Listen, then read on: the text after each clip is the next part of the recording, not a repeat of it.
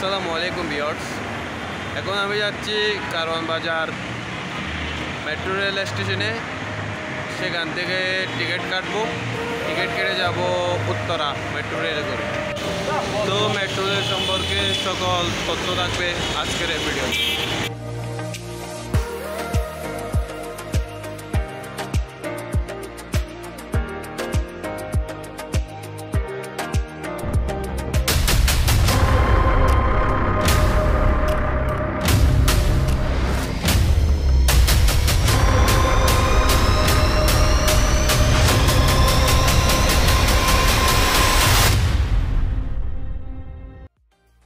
Metro রেলে চড়েছেন, কিন্তু metro রেলের জার্নিটা পছন্দ হয়নি এমন মানুষ একজনও খুঁজে পাবেন না ঢাকায়। যতটুকু জানি, ঢাকায় প্রথম যারা মেট্রো রেলে ভ্রমণ করেছেন, মেট্রো রেলকে একটা আশীর্বাদ হিসেবে দেখেছেন।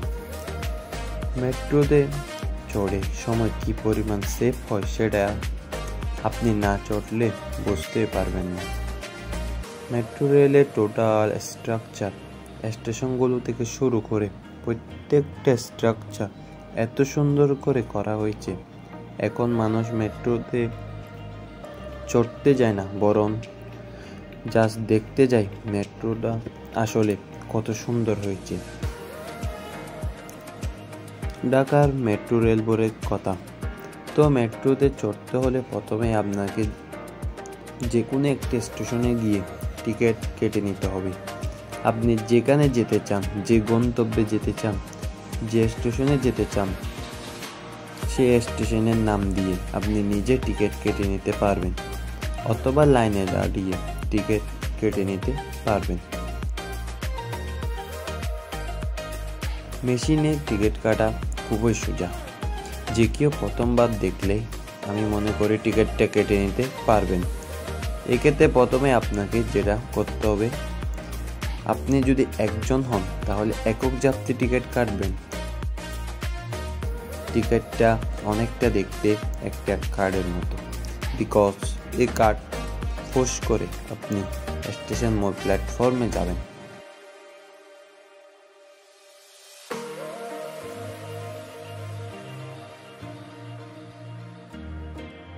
সেক্ষেত্রে আপনাকে খেয়াল রাখতে হবে আপনি কোন দিকে যাবেন, যেদিকে যাবেন সেদিকে গিয়ে দাঁড়াবেন। মেট্রো রেলে নারী এবং পুরুষদের জন্য রয়েছে আলাদা বসার সুবিধা। তার মানে হচ্ছে পাবলিক বাসের মতো এখানে গা ঘষাঘষি থাকবে না। মেট্রো রেল থেকে বাইরের ভিউটা কিন্তু আসলে খুবই সুন্দর। আপনি যখন জানালা দিয়ে বাইরে তাকাবেন, তখন ঢাকার বড় বড় বিল্ডিংগুলো, স্কাইলাইনটা আপনি দেখতে পাবেন। মেট্রো রেলে সবচেয়ে মজার ব্যাপার হচ্ছে, আপনি যদি কাউকে বলেন আমি 5 মিনিটে আসছি, আপনি 5 মিনিটে যেতে পারবেন। সব মিলিয়ে বলা যায় ঢাকা সিটির জন্য ঢাকার যে জ্যামের অবস্থা, এই অবস্থায় মেট্রো রেল হচ্ছে একটা আশীর্বাদ বললেও ভুল হবে। এটা কী ধরনের সেটা আমরা বুঝতে পারি, তবে এই ধরনের প্রকল্প বাস্তবায়নে কোনো ধরনের দুর্নীতি যেন না হয়, আমাদের সর্বোচ্চ পরিমাণ খেয়াল রাখতে হবে, আগামীতে যেন আরও সুন্দর হয়।